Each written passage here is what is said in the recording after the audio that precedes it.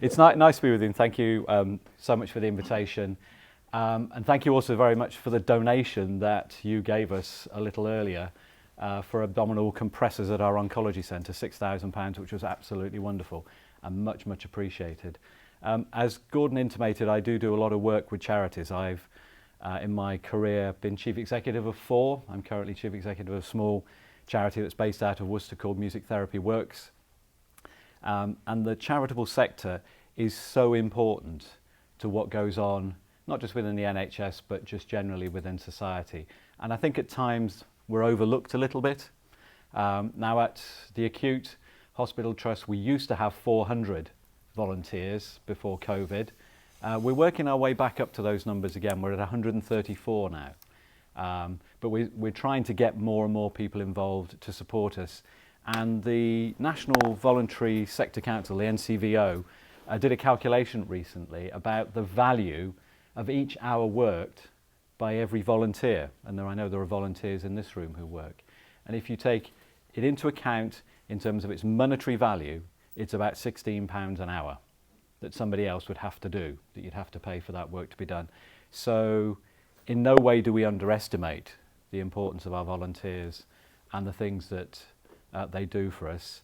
And you're living proof of that here, many of you who are volunteers that support this charity. So as Gordon pointed out, you know, charities are in my lifeblood. I was a COVID volunteer myself.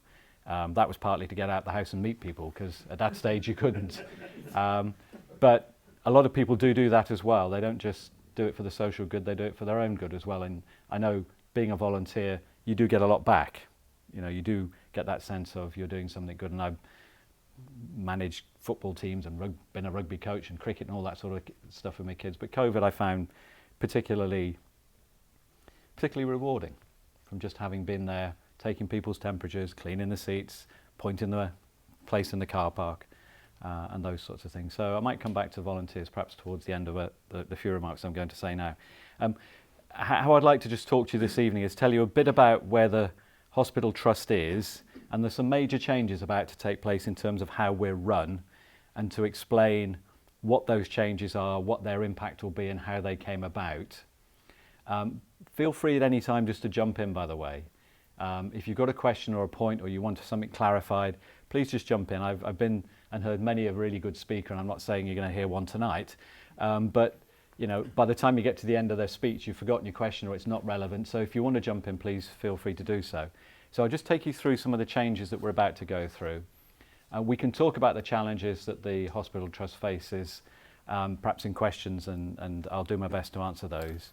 And then what I'd like to do towards the end is sort of take the hat off of being the Deputy Chair of Worcestershire Acute Hospitals Trust, and just speak a little bit more freely and personally about things I think we can do to improve the NHS. Because I've been a non-exec director now for about 7 years. For 4.5 years I was a non-exec director in the Black Country on a mental health trust. I was on Birmingham Community Health Trust, and then now I've been here on Worcestershire Acute, which is my own hospital trust, which is great, for the past couple of years. And as you go along, you do pick up ideas and things that you think maybe should be implemented. But then these will just be my personal views. And at that stage, I'll tell you they're my personal views so that I don't get into trouble with the chair back at home base or the chief executive. So, firstly, the changes that are taking place at Worcestershire Acute Hospitals Trust. A little while ago, Matthew Hopkins, who is our chief executive, announced that he'd got a new job.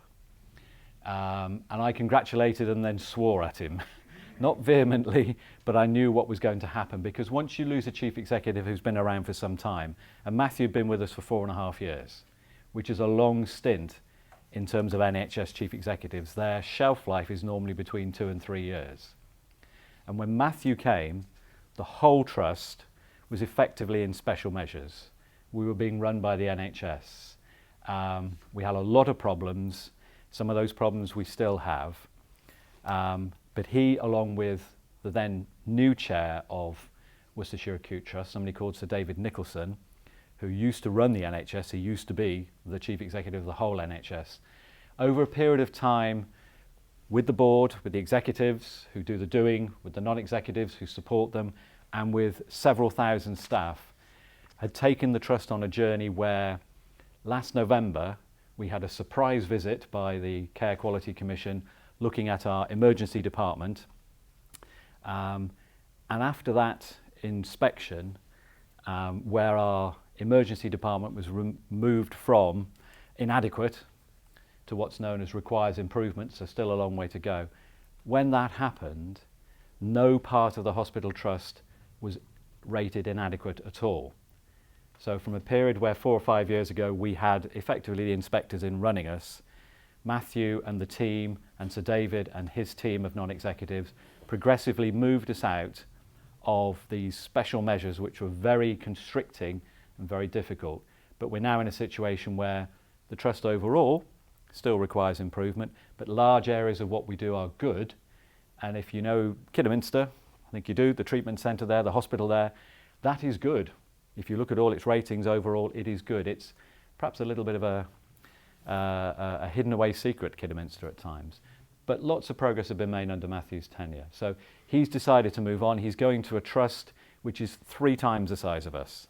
It's £1.3 billion turnover. It's absolutely enormous, and good luck to him. It's in the south, and he's originally from that area. He's getting married fairly soon, and it's closer to where his fiancée, now soon-to-be wife, lives. So we completely understood that. But when Matthew left, we then, as a board, had to look at how do we get another chief executive quickly. And you can't in the NHS. The whole point is it takes a long time to recruit somebody to that sort of post. So we were looking at a time frame of between 6 and 9 months to bring in a new chief executive, because you run the process, somebody gets appointed, they hand their notice in. That's always a minimum of 3 months. So we knew we were in for a period when we'd probably have an interim chief executive. And we were approached by various people within the NHS firmament and said, there are other solutions out there you do know. And currently within the NHS, across the country, across England, there is a move towards hospital trusts working more closely with each other across boundaries. They're called provider collaboratives, and we're already in several of them. We work very closely with UHB, the QE in Birmingham. We work very closely with our partners at the Health and Care Trust here in Herefordshire and Worcestershire. We work with University Hospitals, Coventry and Warwickshire in a provider collaborative. And we've been an associate member of something called the Foundation Group. So that's 3 hospitals, South Warwickshire, Wye Valley and George Eliot, which is in Nuneaton. And the suggestion was made to us, well, why don't you look at joining the Foundation Group as a full member? And what that would mean is that their chair, who is chair of 3 trusts, would become our chair, and their chief executive, who is chief executive of those 3 trusts as well, would become our chief executive. So we had to think about this, because there were certain things going in its favour. One would be speed. We'd certainly get stability of our leadership very quickly, because it would be a fairly straightforward process, as opposed to going through recruiting our own chief executive ourselves. But first and foremost, we had to satisfy ourselves that if we were to do this, it would be of benefit to patients and it would be a benefit to our staff.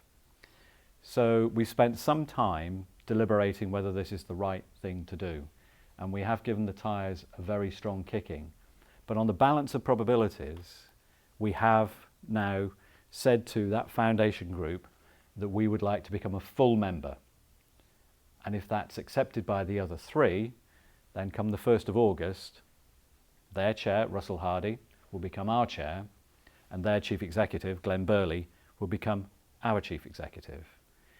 Now, one of the questions we asked ourselves is, well, hang on a sec, these guys are running 3 already. And if we join them, we take the size of that Foundation Group of hospitals up by 3/4. We are much, much bigger than the 3 other trusts. How is it possible for one person to be chair of 4, let alone, or chair of 3, let alone chair of 4, or similarly with the chief executive? And how they run their model in the Foundation Group is essentially all that changes is that we get a new chair and a new chief executive, and we carry on doing what we were doing before. We remain an independent trust, a sovereign board. We take the decisions that affect our patients, that affect our staff, that affect our relationships with other partners within the region, within the country. And how the model works is somebody like myself, who's the deputy chair, plays an enhanced role, so I'd be supporting Russell, who's the new chair, if the other three decide to accept us. And we get an extra pair of hands around our board table because we have a managing director who then manages our senior executives and reports to the chief executive. It wasn't a... Has that managing director, is he not the chief executive? So no, this relationship we haven't done before, so we don't know. But I've met the person who is the managing director at Wye Valley, for example, just in my sort of role as a deputy chair of Worcestershire Acute. And as far as I can see, looking at her and Glenn Burley, who's the chief executive, the relationship seems to work. And so for us, you know, we need to make sure we get the right person. So where we are in the stage, in the process, by the way, is we had a paper go to our public board last week, which said, having looked at this, we think we're going to apply to be a full member. And then it goes to the other three trusts in July for them to say, yep, we're happy for them to come in. And if that's the case, then yes, please do. What the CQC ratings of these other trusts is? Yes, so Swift, South Warwickshire Foundation Trust, is outstanding. And the other two are requires improvement like ourselves. And Wye Valley joined 6 years ago, and I think George Eliot 7 years ago, or the other way round. And then the actual foundation group as it currently is came into existence 4 years ago. Certainly in Wye Valley's time when they joined, they were under a lot of pressure. I mean, we all are, but I think, you know, they were probably struggling more than we were in terms of money, because... When you say Wye Valley, you're looking at Herefordshire? This is Wye Valley Trust. This is Herefordshire. Yeah. This is Herefordshire. Because a lot of patients do come over from Herefordshire to Worcester, don't they? Because of the problems in Hereford. They do, and I mean, Herefordshire is one of those acute trusts, Wye Valley, which is very rurally focused, and that comes with a lot of challenges in terms of distance travelled, where you can locate services and things like that. So we've been supporting Wye Valley, regardless of the foundation group, with their haematology service, which had some real problems just over a year ago. They're supporting us with our dermatology services, because we've had some real problems recently. You know, getting dermatologists is almost like finding hen's teeth. It's very difficult. So there's mutual aid going on already. But the Swift is the outstanding one, and the others are requires improvement, and we're all on that journey together. But how the relationship works, we don't know yet. All I can say is what I've seen, it works. And I've spoken to the three deputy chairs in the other trusts to say, well, what's it like? What's it like working with these people? And they've all said the same thing. It's pretty good. And I've asked elsewhere as well, you sort of cross-reference and try and see if you're tripping people up. But for what it's worth, everybody's said much the same sort of thing, that it works, it's a good system. And we've set down certain conditions for success, criteria for success that we want to see implemented through this. I mean, we're still masters of our own destiny, but things like we have a forward improvement system, which is a continuous improvement system, which we've been working with from an American hospital group of all things. We had a big procurement and they were selected to work alongside us. For those of you who've been in industry, you'll recognise some of the terms like GEMBA and Kaizen and things like this, that you're looking at reducing waste, removing waste, improving quality. For us, that's a non-negotiable. That stays, because we're on a journey with that. We've only been doing it for about 18 months, but no problem with that. We want to become a university hospital trust to attract more students into the area, who then, as the statistics show, tend to go into the hospital that they've been trained in. South Warwickshire recently got university hospital status, so we can learn from them on that. But other things for our criteria for success, which are very important to us, is ensuring that this is quite a controversial one, and this is me saying the party line, and I have a personal view about this as well. One or two people said to me when I told them this was in the offing, I was just keeping people informed, why didn't you just merge with the Health and Community Trust? Herefordshire and Worcestershire Health and Community Trust, because they run all the community services and they run the community beds. So when somebody is discharged from one of our hospitals, usually, if they don't go home, they'll go to a community bed. And the model in most of the country is that an acute hospital like ours would have those community beds. They would be part of the hospital. But here in Herefordshire and Worcestershire, it's split. And one of the conditions for success for us is how we improve the pathway of our patients out of our hospitals who go into those community beds, because it can get a bit sticky at times.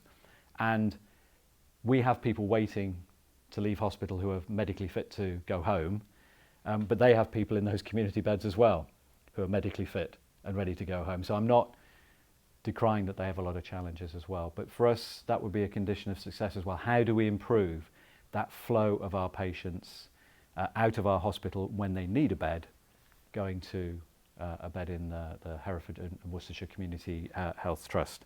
Can I just ask? Please do. You mentioned that Kidderminster Hospital is a good rating, was it? I believe you Overall, said. yes. Good rating. And there seems to be quite a blockage of beds in Worcester. Yet at Kidderminster you've got a block that is completely mothballed. Why don't you use that? Money. It's money, a short story, isn't it? money in the opportunity. Yeah. There's a lot going on in Kidderminster at the moment. A little while ago we had something called the Acute Services Review in Worcestershire on how we delivered acute care across the county. And different times people said we're going to close Kidderminster. I mean, my background is Labour politics. I was a member of the European Parliament. A friend of mine, David Locke, was the MP for Wyre Forest when the campaign started to keep it open. And David found himself on the wrong side of the argument, and he lost his parliamentary seat as a result of that, and a doctor was elected. Dr. Richard Taylor, I think his name was, and he was an MP there for quite some time. So you can see how important hospitals are. But at Kidderminster now, through that acute services review, we use it very much as a diagnostic hub, so we can actually diagnose people. And we also have what is not quite unique, but what is unusual in acute hospital settings, where you have your same-day operating theatre on a site on its own, with beds on its own. So we've got theatres there that deal with people who almost always go home on the same day. Now, in most acute hospitals around the country, those beds are in the main hospital building, and you know what's going to happen. As the beds fill up, okay, that might supposedly be for people who are just here for a day's surgery and just rest until they go home. They get filled up with everybody else. And one of the reasons why Kidderminster is good is it's got one of the best sort of turnaround rates of people who come in for a daily operation and then go home and can use those wards. But in terms of developing the site further, I'd have to check the specifics on that ward, but we've recently developed a major endoscopy centre there, which is much bigger than what we had before. And so A block's been sort of mothballed for years, to be honest, and there are also there's a Cookley ward, I believe, which used to be a recuperating ward, which I believe has closed as well. And again, I wouldn't tell you this is chapter and verse, but I'm pretty sure it's money. And one of the wards there, I think there's something to do with the roof, which is very expensive. I think the whole thing has to come off again. But we look to use the space as best we can. But Kidderminster, because it's off-site, it's not in the main hospital complex, it can do what it can do, and it does it well. So that's really helpful for us. At the Alex, where there was a lot of fuss over maternity and closing the A&E or potentially closing the A&E, which we didn't do, is now going to be the centre for elective care. So that's for your knee replacements, your hip replacements that are planned. What about prostate care? Depends on its level. So if it's an elective, it's a surgery that's sort of planned, that'll almost certainly be done at the Alex. And then the trauma and the absolute emergencies go to the Royal. And so that's how we've divvied up. So Mr. will still be based at the Alex to do radical prostatectomy? As far as I'm aware, but of course what we've got at the Alex now is our robot, Yeah, exactly. which we're absolutely He's still doing that, isn't he? Yeah, which we're absolutely delighted about. Paradoxically though, having a robot's made us slightly less productive in the short term while everybody gets used to using the kit. But the recovery rates are just phenomenal. I mean, people go home I think they do go home the same day, whereas some of the invasive surgery before can be quite a challenge. So that's that's sort of where we are with the hospital trust now, the 3 hospital buildings, and with what we refer to the foundation group. And I think you might see, come the 1st of August, we have a new chair, a new chief executive in place very quickly, which helps us with the stability and the leadership, and then us making sure we don't drag the other 3 down with our size, but looking forward to how we can learn from each other. For example, the robotic surgery, Hereford's just starting. They're learning from us. I already mentioned haematology and dermatology. We have an electronic patient record system being introduced in our trust at the moment. None of the other 3 have one, and they're interested. Can they learn from us? We have a nationally recognised scheme called #CallMe. I've got my wife's uncle who's been in and out of hospital recently. We all call him Uncle Paddy. His first 3 names are Ronald, William, David. He likes to be called David. So when he went in, the first thing the nurse asked him was, "What do you want us to call you?" Call him David. You know, I confuse him when I go and call him Uncle Paddy when he's in there. But he's the one from Northern Ireland, by the way. So we have things that we've done that we can all learn from each other. So we're looking forward to a new era of governance for us. But essentially, the challenges don't change. We can't just wave a magic wand to those. So I might pause there if you've got any questions specifically on what I've just said about us, and then I'll talk a little bit about things I think we might do differently. Please. You say you'd, if you joined this group, Yeah. you would still have total autonomy.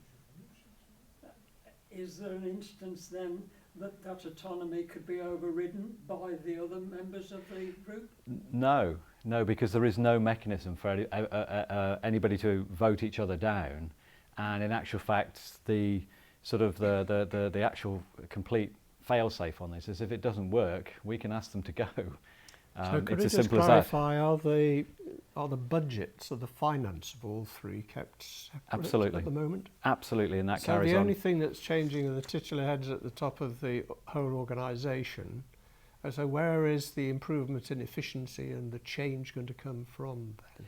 It's because it's learning from each other? because it's a closer relationship, because it's learning, and the 3 now 4 boards meet quarterly, where they all sit down together and they talk about what they've been doing. And recently we did a presentation, because we're an associate member, to them about our electronic patient record, and we've already had inquiries about how you're doing it.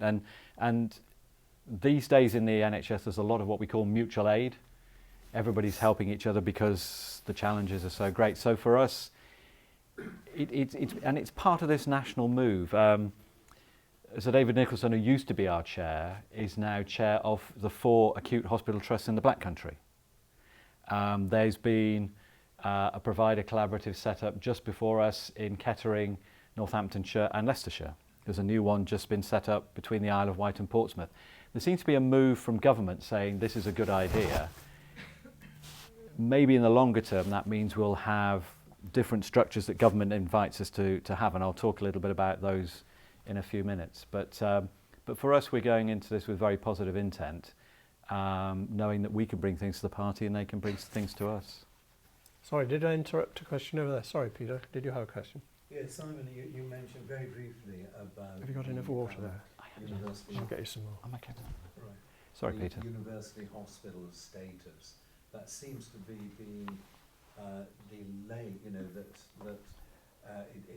from what I've read, it looks as if the government weren't playing ball as far as helping, fund medical students, and that things are being held up there. What is your take on what is happening there? Setting something like this up it takes a long time, and we've got great partners in the University of Worcester and the University of Gloucestershire. Money is an issue, but sometimes it's timings as well. So you have an academic year when people would start.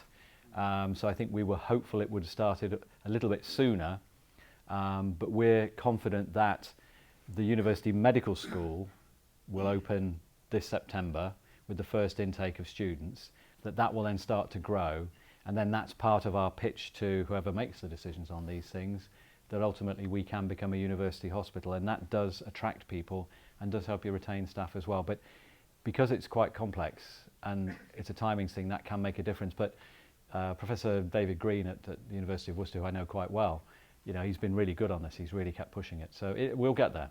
We absolutely will get there. Now then, I'll try not to be controversial if I Carry on, please do. if I start, because as I say, I've been involved in the NHS obviously all my life. You know. The only time I've been into a hospital for a medical reason was the old infirmary in Castle Street in Worcester. When I was 9, my dad sat on my arm. We used to have a game where we'd try and keep him out of his chair, but he was a big lad, and they thought I'd broken my arm. But that's, you know, we've all experienced it. My daughter was born at the maternity unit in the Royal.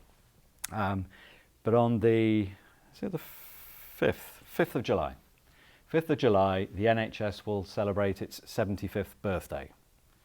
And I think looking forward to the next 75 years, a lot of things need to change. And as I say, this is me now speaking, not specifically as the Deputy Chair of Worcestershire Acute, but just as somebody who's observed things for a little while.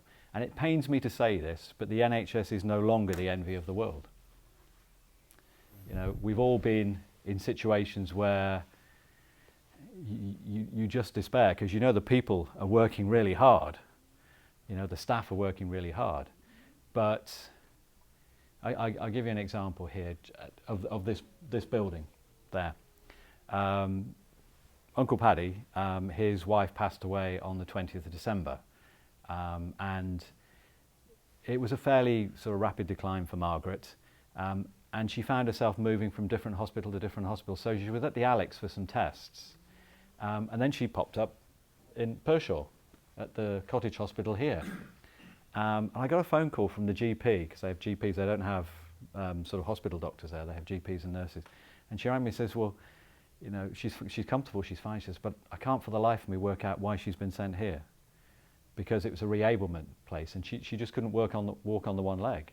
So she was there for 3 days, and the doctor said, well, really, she needs to be at the acute in Worcester, so they can find out what's going on with her leg. So that was frustrating all round, because she'd moved from one hospital to another, which simply wasn't the right place for her. Staff were having to look after her, even though she shouldn't have been there, and then she went to the place she should have been. The first time she was admitted, she was in there for a week, and I went in to see her on a Friday morning. And when I go and visit relatives, I'm not wearing the badges and, you know, deputy chair and all this sort of thing. And occasionally I'll get recognised, but there's 6,500 people there, so helpfully most of them don't recognise me. I just go in as a relative. And I spoke to the nurse, and the nurse said, yes, she's medically fit for discharge at 10 o'clock on a Friday morning. She said, I'll just go and get the occupational therapist for you, because they're arranging a care package for her. And the occupational therapist came back, and she said to me, and she went like this, she's got a tiny care package just to get her up in the morning. We just need to get that in place and she can go home today. So that was 10 o'clock on a Friday morning. Of course, she spent the whole weekend there because they couldn't arrange a tiny care package. And she was medically fit and she wanted to go home. She didn't want to be in hospital for another 2 days, but she was. And she was in a bed that potentially was needed by somebody else. So I know we can do things better.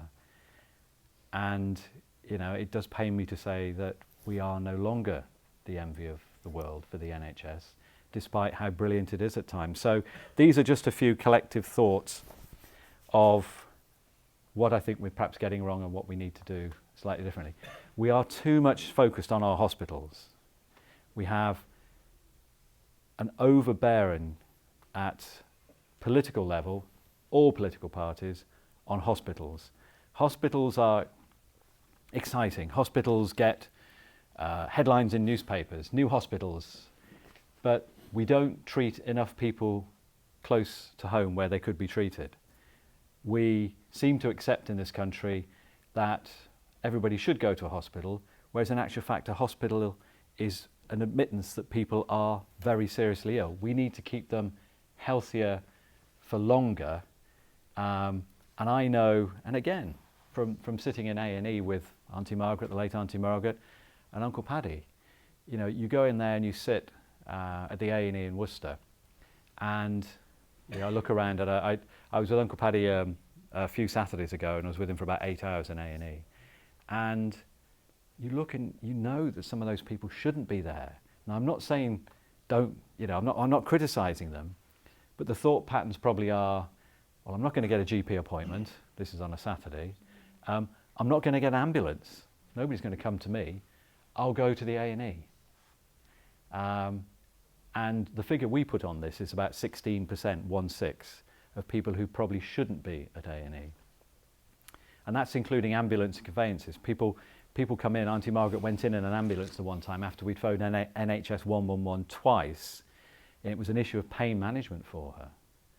And the algorithm that they used for NHS 111 said, age, comorbidities, send her off to hospital. So she went in an ambulance to A&E, and all she needed was different pain medicine. And you do start to think, why have we got this focus just on hospitals? Because they get overcrowded. Two very, very good people who work in our local NHS system. One, a chap called Dave Raven, who runs our emergency and accident emergency department, has a very good relationship with a woman called Jo James, who works for the Health and Care Trust. And first time I met Dave Raven was a couple of years ago, and he'd just been appointed. And I said to Dave, how is it? And he told me about it. And I said, if you could wave a magic wand, what would it do? And he said, I'd introduce what they have at South Warwickshire, one of the ones in the foundation group, where they have what's known as an urgent community response team. And that team goes out to people immediately, looks at them, and tries to keep them out of hospital. And now the relationship between Dave Raven and Jo James at the Health and Care Trust mean that in our county, we also have an urgent community response team, which is run by the Health and Care Trust, which is keeping people out of our hospitals and keeping them at home longer. And they're being treated safely. And I've actually said to the chair of Hereford and Worcestershire Community Health Trust, if we had some spare cash, I'd be spending it, our money, on your services, because it's keeping the pressure off our front door, people coming through. So we need to look at how people are first assessed and where they're sent. And a few years ago in Worcester, we had a Farrier House. I don't know if anybody's from Worcester remember that. It was the walk-in centre. And it was just at the back of the tithing. And I don't know how many times I took the kids there. I mean, my son's 22 now, my daughter's 18. But when they were little, you knew any time you could walk into there and they'd look at, they look at the kids. There was anything wrong with them, but particularly when they were really small. As a parent, you're always worried. That was closed down in 2015 because at that stage the numbers didn't add up to keep it open. And I had one in Redditch the same. But now we don't have them in Worcester or Redditch. People just go to A&E. And so I think looking at how we manage people who come to us in the first place is very, very important. And one of the ways you do that is you do home safety checks. Home safety checks. Look through your registers. Look through the people you know who are perhaps regular attenders at A&E, or perhaps on GP lists you can see they're getting more poorly. Go and see them. Don't wait for them to get even iller. Find a way of actually going out and seeing them and testing them at home to try and stop them getting any iller. Eventually a lot of people do end up in hospital, but some do go there too soon. So why don't we do home health checks? Let our chemists, our pharmacies do far more, and they are getting better at that. But you compare Wales and Scotland to what we do here in England, I mean, they're not quite paramedics, they're pharmacists, they're not quite nurses or doctors, but they've got a lot more freedom in Wales and Scotland to support people who come in and say, this is happening to me, that's happening to me. So I think we need to give more power to the elbow of our pharmacists. And a few years ago, we had an ambulance service which was just literally collect and drop. Somebody needed an ambulance, pick them up, take them to A&E, that was their job. A few years ago, all the staff on ambulances were retrained, and they're now trained paramedics. They are first responders. So if we can do it with our ambulance crews, maybe we can do something not the same, but having a same impact with our pharmacists. And if they can do it in Wales and Scotland, there's no reason why we can't do it here. Simon, yes? When you say we should be better with the pharmacists or give them more, who's the we? Who's supposed to be telling the pharmacists that they can do this and that? So ultimately it's government, it's a decision of government, but we have now in England 42 integrated care systems. The NHS is always changing how it's run. It's one of the things it just does. But we are the Herefordshire and Worcestershire Integrated Care System. And I would like to think that that organisation, which has all the money that was spent on GPs and hospitals and community care and mental health. It has also round the table representatives of the GPs, of the hospitals, community care, mental health, could take a decision to say, well, why don't we, spend some of our money supporting the pharmacists to do things that will help our patients. I think a major change is a government thing, but in West Yorkshire, for example, their integrated care system looked at the statistics for homeless people. Homeless people are 8 times more likely to be admitted to hospital than somebody who lives in a home. So they're spending some of their money on trying to keep people in their homes, trying to stop people being evicted, particularly people with mental health issues, because that's good for the person. They don't become homeless, but it's blooming good for the hospitals because homeless people present 8 times more likely than people who are not homeless. So it's that sort of lateral thinking that I think we need to be looking at. I'll give you another one. My late father, he came over from Ireland in 1948, worked on the building sites, married a Brummie in 52, then worked in the Austin, but ultimately I think my dad was always wanting to go home, go back to Ireland, and he did back in 85 with Mom. They sort of went to semi-retirement, and then Mom passed away in 2009, and he carried on. I remember sitting in my uncle's kitchen with his younger brother. This is when my dad, I think, was probably 91 or something, and Uncle Matt was 89. And they had all these pills in front of them, and they were just having a laugh. I think Uncle Matt had 9, and my dad had 8 or something like that. And they just chuckled because Matt said, if it wasn't for these, we'd have been dead a long time ago, which is probably true. But one of the problems is people just get prescribed. I've got this, I've got that, I've got the other. Why not have a proper systematic review of all the medication that particularly older people are on? Because some of them you'll find are not necessary, some of them are actually counterproductive, some of them don't actually help. So, something like that. Again, this is something we could do ourselves.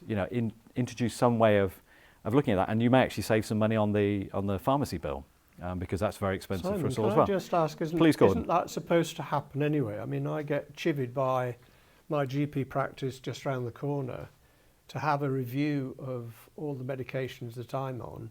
If I go a month beyond that review date, and I'm required to be able to have the same prescriptions into the future. Isn't that a legal requirement? Now, I don't think it's a legal requirement. I think you'll find it's done practice by practice, and some practices are better than others. But I know for a fact that it's not done across the country. And I think something like that might help. I mean, you might be lucky with one of the more enlightened practices. Was there another hand? Ask for a review on a couple of things, and they should have they should have been looking at that medication that I take, and calling me and saying, you need a review, but it didn't come. I had to go and ask. Yeah, and sorry, go on. Doesn't all this come right back down to the fact that there aren't enough staff trained to do all this reviewing, and are there enough pharmacists well trained to actually take over and take some of the pressure off GPs and hospitals? So, because lots of them are sort of training, and then I understand, and I could be wrong, but a lot are going off to Australia. Perhaps there could be some clause in their initial training to say that, if they're being trained here, they ought to give, say, 5 years to the NHS before they go abroad. I have a lot of sympathy with that. I really do. Australia at the moment are recruiting 15,000 doctors from all over the world. I have a brother who lives in Australia. It's very nice. It's very nice. Whether we'd actually be able to put that into contracts, I'm not too sure. But this whole point about, are there enough staff? No. We've got 1 in 11 or around 1 in 10 vacancies across the whole of the NHS. So we're about 10% down at all times for everybody. Doctors, nurses, physios, pharmacists. Pharmacists in particular can earn a lot more money in a chemist than they can being in our pharmacy, where you prepare the pack of medicines for people to go home with. So there's always a bit of a battle there, which is another reason why I think maybe we should get them to do a bit more as well. Sorry, there was a question. One thing just on the business of pharmacy. Is there any reason why the pharmacy in hospitals can't also be a retail point to supply the general public. The other point is, at the moment, I think in the world, in terms of GPs per 1,000, we're about 35th. So is the lack of GPs, in your opinion, making your situation in hospitals worse? I've been in the A&E on one or two occasions and waited sometimes 2 hours, sometimes 15. But to see people coming in and asking for an aspirin or an elastoplast just beggars belief. But this is what you have to deal with as a result, isn't it? I mean, there are some sort of societal, cultural things that go on, and you know, almost not perversely, but the actual impact of healthcare itself on overall health is relatively small compared to people's life choices, people's genetics. You know, there's a lot that influences people's health apart from when I go to hospital or when I go to see my GP. Do they you know, can they sort me out? But yeah, it's a very valid point, and I think at the acute here in Worcestershire we have over 300 international nurses, mainly from Kerala in India, from the Philippines as well. On Saturday just gone, I was one of 37, my wife included, who walked the length of the Malverns to raise money for the hospital trust charity. And it was great because Bridget and I have never walked the whole length before. You can actually see the Malverns from my attic where I do most of my work. And we walked them all different ways and different things, but it was great to walk the whole length. And coming down off the hill, I was talking to a Sri Lankan doctor who just joined our cardiology team 2 weeks before. And without people like that, you know, we can't run the health service that we want. And we're always very conscious as a group of non-exec directors and executive directors about, you know, should we be taking nurses from other parts of the world? Should we be taking doctors from other parts of the world? And that's very, you know, strictly controlled. Simon, isn't also the problem that a lot of the medical staff are now being charged to be trained, whereas a few years ago they weren't? So you could be charged $9,000 a year plus your living expenses. That's a lot of money when they can earn more money elsewhere. And it's a moot point when the government removed the bursaries for nurses. Nurses were always trained for free. Doctors, it was different. Whether we'll ever get back to a system where nurses have free training, I don't know. But we lose 1 in 3 nurses in training for a whole variety of reasons, and I think one of those might be financially. So I mean, there's a lot to... Could I just allow us to have a tiny break? I'm conscious that this is a very, very warm room. Can we see whether we set the alarms off by pushing those doors open?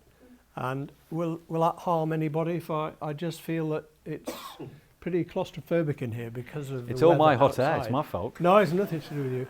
Whether they'll stay open. Could we just, do you mind if we try? It might be warmer outside. Is it? Might be sucking all the hot air in, I know. And perhaps get some noise as well.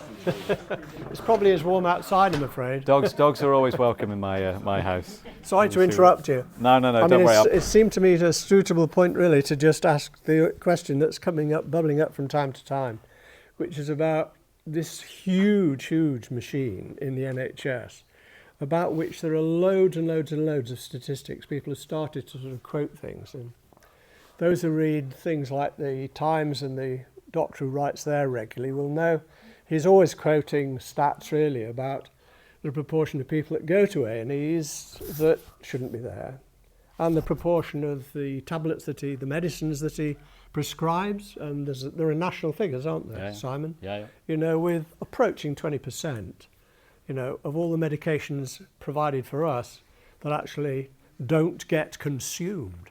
Not actually shouldn't be, but just don't get consumed when they're prescribed. Now, there are quite a lot of stats like that you, I'm sure, don't have any control over. But it does seem to me that some of these things have been going around for quite a long time. You yourself mentioned the fact we're on the edge of yet another structural change from our trust point of view. And frankly, I've seen, you know, dozens of different restructures in this huge edifice. And somebody doesn't actually grip some of the basic things that were talked about earlier on that might actually mean a bit of an improvement. Where does the top and the bottom come together? Because there's so many layers, aren't there, Are you bothered by the fact that, despite the fact you say you are masters of your own fate, some of the things that have been touched on, that somebody said, well, we could do something about that, but we don't actually have control over the things that really matter for efficiency improvements? I'll give you a good example. And he's not my political persuasion, but he was a very good health secretary for most of the time he was there. Jeremy Hunt, who's now the Chancellor. He wrote a book called Zero, which was basically on the premise of you should never have a death that could be avoided in hospital. Quite a challenge. But within that book, there's a section about, because what Jeremy Hunt used to do, and most people don't know about this, is that he went around the NHS at night, just turning up out of the blue. He'd just go into somebody's hospital, into an A&E, into a ward, and just walk around and talk to people. Never did any publicity about it, which for me says quite a bit, given that I used to be a politician myself. And politicians always like photographs, particularly in hospitals. But in his book, he said he once went into a hospital and he said, how many patient safety targets do you get set each year by the NHS generally? And the person said, well, I'll have to work that one out, and came back with 108. So you get 108 targets set for you by essentially the NHS for patient safety. I mean, talk about hitting the target and missing the point. You know, we are regulated to, an inch of our lives. One of the things I'm going to say to you, and I'll say it to you now, one thing that would help is stopping routine inspections by the Care Quality Commission for a period. Not forever, just temporarily. If everybody knew that the Care Quality Commission was not going to come in and do a routine inspection for 2 years, they'd still come in if something was wrong and they do their job that way. But you would not believe how long it takes to get ready for a CQC inspection. So something like that would help as well. Heel pricks for babies, testing them for conditions. We test our babies in this country for 5 conditions. Most other European countries test them for 20. Come on, we must be able to do that as well. You look at how we use technology. And again, going to Jeremy Hunt, he used to chair the Health and Social Care Committee in the House of Commons. And the House of Commons, that committee that he chaired, said that we ought to, with babies when they're born, we ought to be doing a complete genome scan of them, let alone just doing a heel prick for 5 or 20 conditions. We ought to be building a database from when children are born so that we know, for some of them, that they are going to have conditions and we can treat them earlier. There are things that we can be doing a lot better. And I will shut up soon, but you've given me an opportunity as a former politician, so I'm going to use it. Improving the staff offer. How can we support our staff better? We've just had a real debate at our hospital trust about reintroducing parking charges for our staff, and we decided not to, because a lot of them are on strike at the moment. A lot of them really suffered during the cost of living crisis. When Rishi Sunak stopped the universal credit payment of an extra £20 at the end of COVID, it was introduced because of COVID, and we all knew it was never going to stay forever. When he removed that, we had loads and loads of healthcare assistants from our hospital trust, and similarly loads of people in social care. But our HCAs, as they're called, healthcare assistants, they literally do the dirty work. They keep us clean when we're in hospital. They do, the hard yards for everybody. We lost so many of them straight into the supermarkets and into pubs because they could get paid £12 an hour, and we couldn't pay that. So how can we work on very nationally set guidelines for how much we can pay staff. But if we can have some flexibility, maybe for overtime rates to pay slightly more so that we don't bring in agency staff who are very, very expensive. There are things like this. So let me, get fitter before your operation.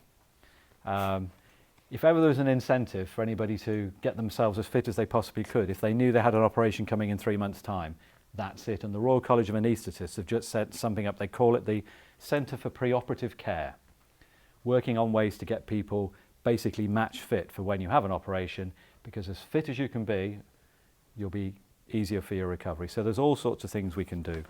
There's other things I could say as well, but I don't think I will. I just reminded myself of a German government minister who made a speech, and he went back to his office afterwards to see the aide who'd written the speech for him, and the aide said, "How did it go, Minister?" And the Minister said, "It was brilliant, absolutely brilliant. They loved it," he said. About halfway through, they seemed to be losing a bit of interest. It might have been going a bit too long. And he said, "Actually, towards the end, I thought everybody was very rude." At which point the aide said, "Minister, you do realise I gave you 2 copies of the same speech?" So, at the risk of repeating myself, can I just thank you for the invite? Thank you again for the donation. It is appreciated. Thank you for what you do. Thank you for being the Kidderminster and Worcestershire Prostate Cancer Support Group, because it's fantastic what you do. So I'm really pleased to have had the opportunity to share a few thoughts with you, and we might have a few more questions. So thank you. Thank you very much. Can we give you a round of applause straight away? Anyway? Have you got enough water there? I have, yeah. Have you a breath? No, Take a that's fine. breath. Yeah. Take a breath. I mean, the issues, of course, surrounding this wonderful organisation that's in difficulties perpetually are really so many layers to it. It's extremely difficult to find an area where you couldn't ask what seemed to me slightly derogatory questions. But in truth, many of us, certainly, I wouldn't be standing here, but for the fact that people have saved me once or twice, really. So I'm really extremely grateful, like I suppose you are. I think there's a trade-off, isn't there, in life, really, in lots of things. One very big trade-off here has to do with, can we put more resources, more money into the NHS and expect the increase in efficiency we want?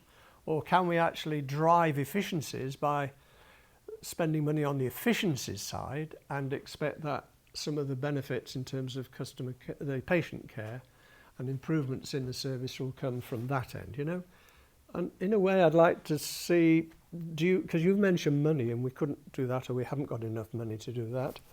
How much is the pressure of money with our Worcester Acute Hospitals Trust actually stopping the improvements really that you desperately want to see, as opposed to actually making sure that this large number of thousands of people are focused in the right direction, given the leadership to actually make the improvements in efficiency by swapping good practice, the things you've talked about, and going in that direction? So, all trusts around the country are under pressure to spend money efficiently, save money wherever they can, and generate as much income as they can. You may not believe this, but it's statistically true, and you can go look it up yourselves, that the NHS is the most efficient part of the British economy.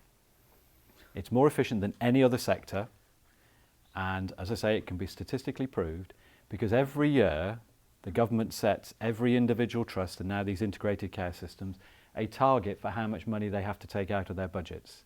So this year we will have what's called a PEP, a productivity efficiency programme, worth £28 million for our acute hospital trust. That's about 4% of our turnover. It's a challenge. We've never done 4% before. The closest we come is about 3%. But if you imagine a business every year doing 3%, 3%, that doesn't happen in the British economy. It happens in the NHS. And our managers are often criticised. All these bureaucrats, all these sorts of things. A third of the managers in the NHS are clinicians. They are managers, but they're actual doctors at the same time. They carry on doing their doctoring as well as being managers. So, we're not perfect by any means, but money is an issue, and particularly for Worcestershire Acute, particularly for the Royal site, because Mrs. Thatcher had any number of good ideas. Some of them I wasn't that keen on, but one of the things she came up with something was called PFI, Private Finance Initiative, and Gordon Brown and Tony Blair really went to town on that. And that was a way of incentivising the private sector to come on in and build buildings mainly for the public good, and then the public purse pays those private sector investors back like a mortgage. We were one of the first PFIs. We had a very effective MP at that time called Mike Foster, whose voice was heard, and we needed a new hospital. Like I said, Castle Street, I can remember it. It was a strange place to be as a 9-year-old. But we got this brand new hospital. It was one of the first PFIs. We have a structural financial deficit, roughly of £30 million a year every year, because we're paying that money back. And there's nothing we can do about it. It's just there. I might be wrong on the exact figure, but it's a lot. One of the other roles I have, I chair a public-private partnership in the Black Country that builds doctors' surgeries. They were set up, I think, by the last Labour government, and they all have independent chairs, and it's 60% private sector, 40% Department of Health. And again, it was a way of getting the private sector in to build doctor surgery. So in Sandwell, where I'm the chair, we've built 5 doctor surgeries. We've built a leisure centre with a doctor surgery inside it. One of the things that worries us on that board is what's known as the unavailability clause. So for some reason, one of those buildings is not available because we maintain them, having built them as well. We do all the facilities management. We then have to pay a penalty. We have to pay the GPs who can't treat their patients. And we know that, and that's how the thing was set up. Last year, the Royal had a major flood, and we had patients going everywhere, going to Redditch, going to Kidderminster, going to Birmingham, because we had to clear out a lot of things. And the first thing I said to the chief executive is, great, what's the unavailability clause? Didn't have one. Didn't have one in a hospital that size. I literally could have knocked me down with a feather, because it was their job, the PFI people who we're paying for the hospital, to keep the hospital running, and it didn't run. But anyway, money is an issue. Can I just ask? I'm really confused now, because there was a big announcement by the government that all these deaths were going to be written off. Now, that's patently not PFI. Yeah, so Yeah. It's everything but PFI. So what happened at COVID was that a lot of trusts at that stage were operating on a negative budget. Everyone was pedaling furiously. Even with their efficiency improvements year on year, they were still recording deficits. What the government did was, on the sort of current account deficit, your day-to-day spending, that was wiped off, and everybody went back to zero, as it were. So you could concentrate on fighting COVID rather than thinking, if I do that, our deficit's going to get bigger and bigger, because that was not what government wanted at the time. Things like PFI are completely separate. I mean, it's a very That wasn't put Yeah. across very well by the media. a very, very sophisticated sort of legal system operates around these PFIs. Because we're one of the first ones in, we're coming out in about 8 years' time, so we'll actually own the stock ourselves. But now we're actually watching to make sure the people who are maintaining the buildings do it properly, rather than do it Did I half-hearted. miss any more questions, sorry, on this side? Can I just ask what you think about the basic funding for the NHS? At the moment it's taxpayers' money, isn't it? When you look at other countries and how they fund their health services, what thoughts do you have about what we should, Yeah. might, Yeah. what should be doing? So just for total transparency, I was a Labour politician for 10 years, and I still, have the war paint and all that sort of stuff. I'm not as active as I used to be. So you wouldn't get me supporting particularly a change to the way the NHS funded. I think out of the public purse is the right way to do it. Whether we're doing it in completely the right way out of the public purse is another matter. However, you've got social insurance models on most of Europe, where people put into a pot and then draw out of. My youngest brother lives in the States, not exactly lives in fear, because he's got a reasonable income, but their system there is very expensive. And if you look at America, I think the figures are about, you can have a treatment about twice as often over there as you do here, partly because of litigation and all sorts of things. So I don't think there is a perfect way. And, for what it's worth, free at the point of use, I think is very important for the NHS. And I'd like to see free at the point of use for social care as well. Well, it's a great principle, but you haven't said that you are really achieving maximum, or pretty much maximum efficiency, and you're still strapped for cash. Is it time to think of some alternative, some sort of halfway house, some sort of support for I think it may well be. purse? I think part of the... for my sins, I read a magazine called The Economist. I've read it for many, many years. I always enjoy it. I don't always agree with it. But there was a column in this week's Economist about taboo words that we don't use in British politics. We don't use Brexit very often these days because, it's happened and all that sort of thing. And one of the taboos for politicians is saying just what you've said. Why don't we fund it in a different way? Because I think it was Nigel Lawson, who passed away quite recently, one of Mrs. Thatcher's chancellors, who said that the NHS is a national religion. And it's very difficult to change that. I still believe in some of the things I said there that can help us do what we need to do better. We spend 47% of the NHS budget on hospitals. We spend 8% on GPs. We don't have enough GPs. We need more GPs. We need more of some of the other things that we don't currently have enough of in community care. But whether that's going to be funded in a different way, I don't know. That's for politicians to decide and elections to decide. But it's, you know, it probably is a taboo that we should break and have that conversation. Yeah, a bit more communication from the NHS and politicians about where the direction of travel is might actually help. I mean, you've raised one thing which we ought to finish on in a way. There's one more question there. Sorry, I missed Gordon. We'll come back to Gordon. The fact is that during the pandemic, the government saw fit to increase the number of GPs that would be trained at a time when the whole service was actually stretched to an incredible level. So, whereas the figure is, 7,500 a year trainee doctors are coming forward, and they've now decided it'll be put up to 15,000, is it? And suddenly that's going to be the direction. Now, you wonder, don't you really, where the change has suddenly come from other than purely a political decision. But strategically, somebody has not actually got a grip on what this country needs, surely, Simon, really, in relation to the fundamental capacity of our service to provide doctors at the front end so that we don't get people going to A&E and to the hospitals, people so that they're actually not disappearing to Australia or to other countries. But there's a fairly basic thing there that somebody should have communicated rather. I'm sorry, this isn't, as you know. No. As patients, we just don't understand what on earth is happening when they haven't got a grip on basic things like that ensure that we can actually see a doctor when it's needed and not, some months later. I think everybody would actually say that has been stark as a problem for so long. Have you got any idea why they took so long to come to a decision to increase the number of training doctors? Well, I don't know, and all I do know is that there aren't enough staff in the NHS. And I've got two friends, they're married, they both were GPs, they quit because it just ultimately got too much for them. They couldn't do what they wanted to do, and we just need more staff. How we get them, how we retain them, how we attract them in the first place. On Christmas Day, I went up to the Royal with my niece, who was up from London. She's a second-year medical student at Queen's Belfast. And I said to Ella, look, I'm going to go up on Christmas morning and say hello to a few people. Do you want to come? Yes, she said. She loved it. Walked around. She wasn't exactly shook when she came out, but she heard some stories there about what it's like working in the NHS.